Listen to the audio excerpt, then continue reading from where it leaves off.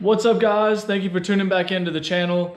Today we are going through a dog box. This is a Force Racing GSR trans. We normally use Rick for this service. If you follow me and Connor on social media, you'll know that he was down at OSW and he heard the transmission third gear would not engage at all. They had some pretty nasty looking chunks in the oil when he drained it, etc., etc. So today we are going to tear into this box, see what we damaged, give Rick at RTS a call. He is always Johnny on the spot with hooking us up on parts. He's super fast, super knowledgeable on these transmissions. He has some upgraded parts. If you have one of these dog boxes and you're having any issues at all, I highly recommend you shout out to Rick for any questions and definitely get some of his upgraded parts. So hang in there. We're going to tear this box apart and see what we can find.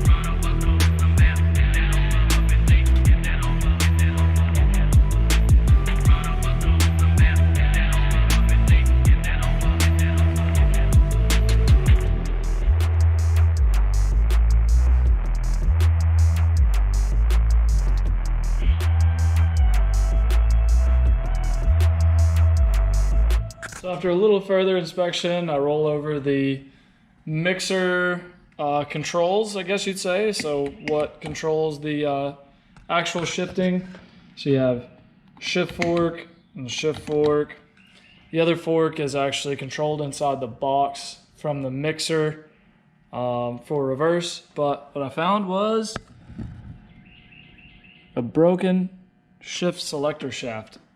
So yeah, it's going to cause a big problem. That's why we didn't have any third gear right there. Bing bong. Well, I got a little excited. My parts came in and I went ahead and put this thing back together. You can see we got some new sliders, HD sliders.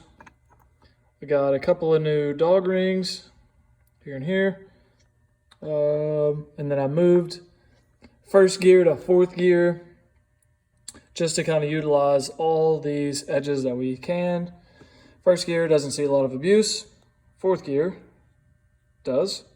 So got everything rearranged. This is a backup transmission for now. Got everything rearranged, got it slid in there.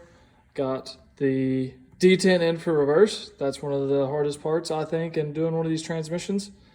Trying to hold this fork inward while you get the ball pulled up with a magnet and then the spring in and the lock nut in while trying to hold this in against spring pressure. It's probably the hardest part.